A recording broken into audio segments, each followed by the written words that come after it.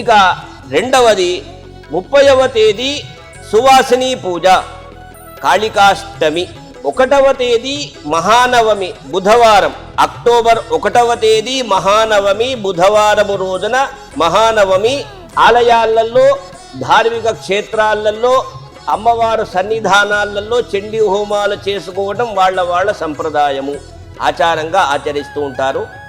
October 2వ తేదీ విజయదశమి దసరా పండుగ, శమీ పూజను చేయటం ఉదయం కొన్ని సంప్రదాయాలలో, కొన్ని ప్రాంతాలలో, కొన్ని ఆలయాలలో. సాయంకాలం పూట కరీంనగర్ పట్టణములో గిద్ద పెరమాళ్ళు అనేటువంటి గిద్దెన్న కోతిరాంపూర్లో ఉండబడేటువంటి ఆ గణనాథుడి సన్నిధానములో శమీ వృక్ష పూజను ఉదయం పూట ఆచరించి చక్కగా ఆ యొక్క గణనాథుని దర్శనాలు చేసుకుని ప్రతి ఒక్కరికొకరు ఆ శమీ అక్షతలు ఇచ్చుకొని శిరస్సు వంచి తల్లిదండ్రులు పెద్దలకు నమస్కారాలు చేసుకోవటం మన సనాతనమైన సంప్రదాయంగా వస్తూ ఉంది విజయదశమి పండుగ పర్వదినము. ఇక మనం ముఖ్యంగా తెలుసుకోవలసినది దేవి శరన్నవరాత్రోత్సవాలు. సెప్టెంబర్ 21వ తేదీ ఆదివారం పితృ అమావాస్య, ఎంగిలిపూల చిన్న బతుకమ్మ గూర్చి చెప్పుకున్నాము. సెప్టెంబర్ 22వ తేదీ సోమవారము నాడు ఆశ్వయుజ మాసం ఆరంభమవుతుంది. సెప్టెంబర్ 22వ తేదీ సోమవారము నుండి దేవీ శరన్నవరాత్రోత్సవాలు ఆరంభమవుతాయి. దేవీ క్షేత్రాలలో ప్రస్తుతం మనం ఉన్నటువంటి అంబా భవానీ క్షేత్రములో, శివాలయాలలో, భవానీ శంకరాలయములలో, మహాశక్తి ఆలయములలో, దుర్గా భవానీ ఆలయాలలో, పలు క్షేత్రాలు ఎక్కడైతే ఆలయాలు నిర్మాణమై ఉన్నాయో ఆ ఆలయాలలో సెప్టెంబర్ 22వ తేదీ సోమవారం నుండి దేవీ శరన్నవరాత్రోత్సవాలు ఆరంభమవుతాయి.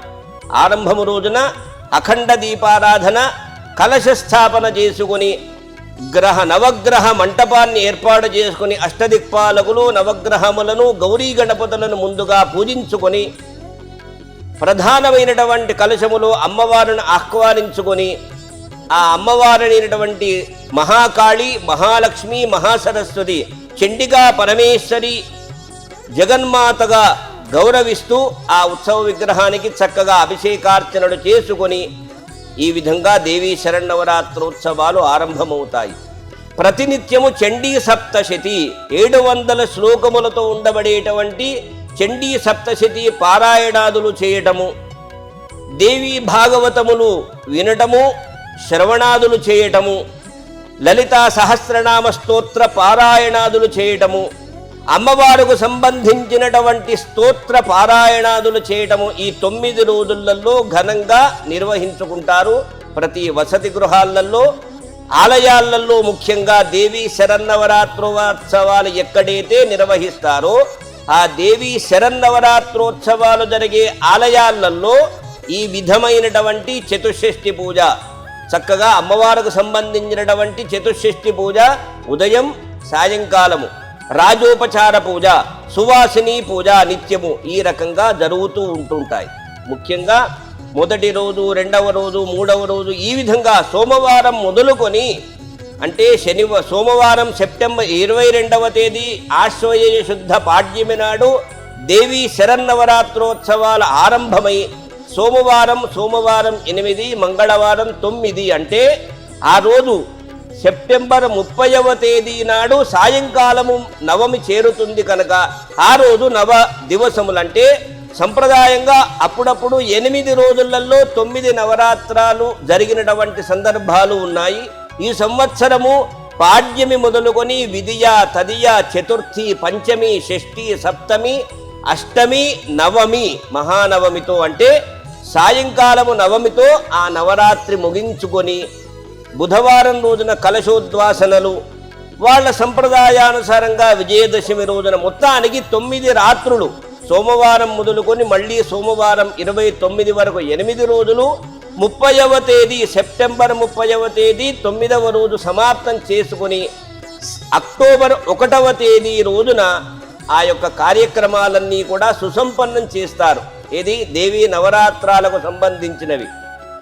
1వ తేదీ బుధవారం రోజున మహానవమిగా గౌరవించి సువాసిని పూజలు, చండీ హోమాదులు ముగించుకుని పూర్ణాహుతి చేసుకుని ఈ దేవీ శరన్నవరాత్రోత్సవాలు అత్యంత వైభవంగా సుసంపన్నముగా ఘనంగా జరుపుతుంటారు. మనం ప్రస్తుతం ఉన్నటువంటి అంబాభవానీ క్షేత్రములో అన్ని శక్తి ఆలయాలలో దేవీ క్షేత్రాలలో జరుగుతూ ఉంటుంటాయి. కనుక ప్రధానంగా మనం తెలుసుకోవలసినది ఏమిటంటే అమ్మవారికి ప్రతినిత్యం ఏమి నివేదనలు చేయాలనేటువంటి అందరికీ విషయం ఒక సందిగ్ధత.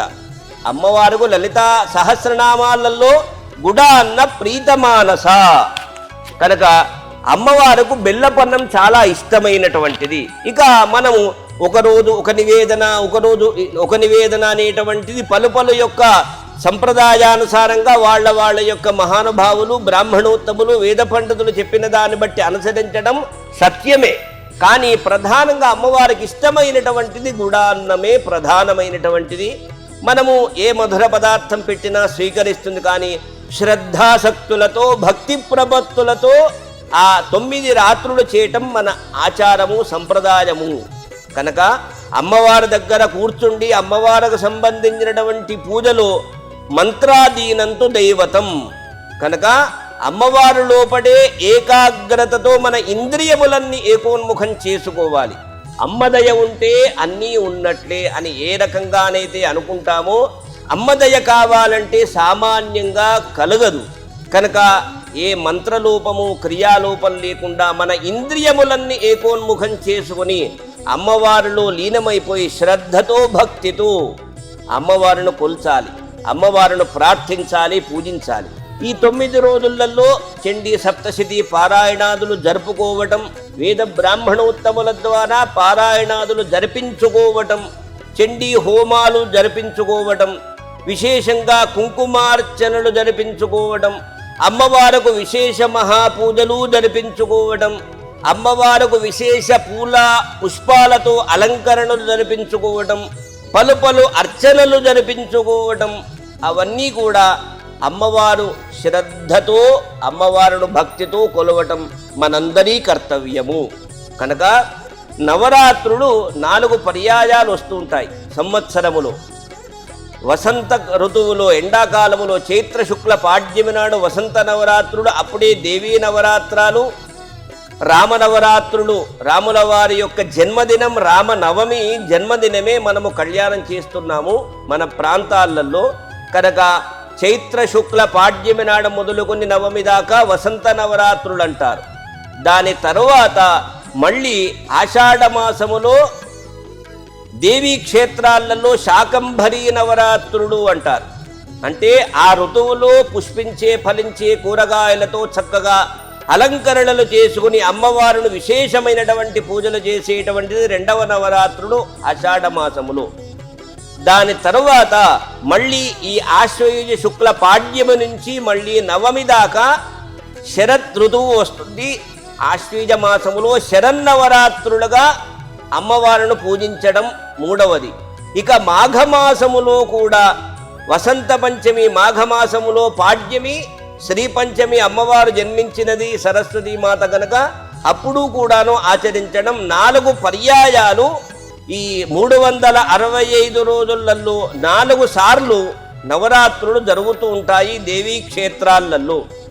ఇక వసతి గృహాలలో వాళ్ళ సంప్రదాయాలు వాళ్ళ ఆచారాలను బట్టి చేయటం వాళ్ళ కర్తవ్యం, వాళ్ళ బాధ్యత. దేవీ శరన్నవరాత్రాలు చేస్తున్నామంటే చాలా పవిత్రంగా చేయాలి, భక్తితో చేయాలి. అక్కడ ద్రవ్యం అనేటువంటిది ప్రధానాంశము కాదు. ద్రవ్యాన్ని మనం పెడుతూనే ఉంటాం, కానీ శ్రద్ధాసక్తులతో భక్తి ప్రపత్తులతో నియమనిష్టలతో చేయాలి. కనుక ప్రతి వాళ్ళు కూడా అమ్మ దగ్గరికి కొల్చేది ఒకటే.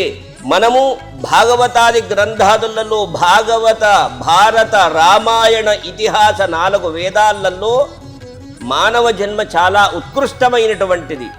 ఈ మానవ జన్మ మళ్ళీ రాదు అనేటువంటిది మనకు తెలుసు. ఈ జన్మలో ఏం చేయాలి అంటే పవిత్రమైన గంగా గోదావరి స్నానాదులు చేయాలి, శివుడికి సంబంధించిన ఆలయాలకు వెళ్ళి అభిషేకార్చనలు చేసుకోవాలి, జరుపుకోవాలి. పుణ్యక్షేత్రాలకు వెళ్ళటం, దర్శనాదులు చేసుకోవటం.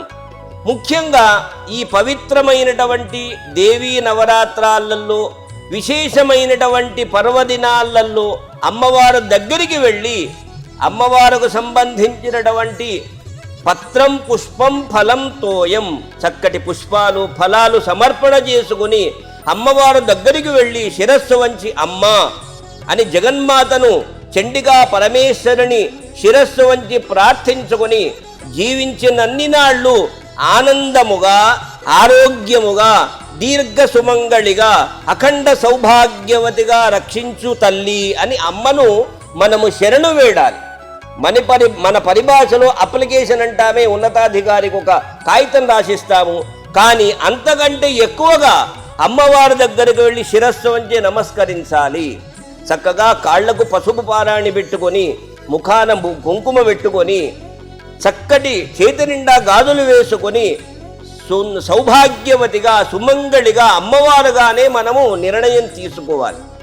మన వేషభాషలు మనకు ఉండబడేటువంటి పద్ధతులన్నీ కూడా ఆలయాలకు వెళ్ళినప్పుడు ఖచ్చితంగా పరిపాలించాలి. నియమ పరిపాలన చేయాలి, శ్రద్ధతో చేయాలి. సంప్రదాయాలు మన జగద్గురువులు ఏం చెప్పినాడంటే ధర్మం కాదు, మనది సనాతన ధర్మము అన్నారు. మన సనాతన ధర్మము సంప్రదాయాలు సదాచారాలు మనకు ఉన్నాయి. అవి మనం ఆచరించుకోవటం మనందరి కర్తవ్యం. కనుక జగద్గురువుల యొక్క ఆశీస్సులతో పరిపూర్ణ అనుగ్రహముతో ఈ యొక్క దేవీ శరన్నవరాత్రోత్సవాలు సెప్టెంబర్ 21వ తేదీ పితృ అమావాస్య నాడు, ముఖ్యంగా పితృ అమావాస్య అనటంతో ఏమైందంటే 365 రోజులు దేవీ దేవతలకు సంబంధించిన రోజులుగా పరిగణిస్తాం. కానీ 350 రోజులు ఆలయాలకు వెళ్ళటం, దర్శనాదులు చేయటం, పూజాది కార్యక్రమాలు నిర్వర్తించుకోవటం. కానీ 50 రోజుల తర్వాత మిగతా 15 రోజులు పితృపక్షము అంటారు. భాద్రపద బహుళ పాడ్యమి మొదలుకొని భాద్రపద బహుళ అమావాస్య, అదే పితృ అమావాస్య. అంటే దేవీ దేవతలకు ఎప్పుడైనా ఎక్కడైనా ఏ క్షేత్రములనైనా ఆచరించటానికి అవకాశం ఉంది. కానీ మన వంశములో గతించినటువంటి తల్లిదండ్రులు పెద్ద మనుషులను ఉద్దేశించి దేవతలకు మనకొక వ్యవస్థ చేసినారు. దాన్నే మహాలయ అమావాస్య అంటారు. అందుకే 3 రుణాలు ఉంటాయి: దేవతా రుణం, పితృరుణం, ఋషి రుణం. దేవతారుణం అంటే పూజలు చేసినప్పుడు ఈ రకంగా పొడుగుగా నీళ్లు వదులుతాం. గణపతి పూజాం కరిష్యే, చండీ పూజాం కరిష్యే, సత్యదేవ పూజాం కరిష్యే అని పొడుగులో నీళ్లు అక్షతలు వదులుతాం. ఋషి రుణము ఈ రకంగా వదులుతాం, ఇది బొటనవేలు నుండి. కానీ కేవలం అంటే బొటనవేలు చూపుడు వేలు మధ్యలో ఋషి తర్పణాలు అంటారు. శ్రావణ పూర్ణిమ రోజున ఋషి తర్పణాలు వదులుతాను. ఇక పితృతర్పణాదులు వదలడం వలన ప్రతి వసతి గ్రహములో ఈ పితృపక్షములో మన ద్వారాలలో పితృదేవతలు వేంచేసి ఉంటారు. మనము అనుభవించినన్ని నాళ్ళు భూలోకములో అనుభవిస్తూ ఉంటాం. వెళ్ళిన తర్వాత నువ్వులు నీళ్లు పోసేవాళ్ళు ఉండాలి. మనను తల్లిదండ్రులను గౌరవించడం మనందరి కర్తవ్యం. పితృరుణం, తల్లి జన్మనిస్తే తండ్రి అభివృద్ధి కారకుడవుతాడు.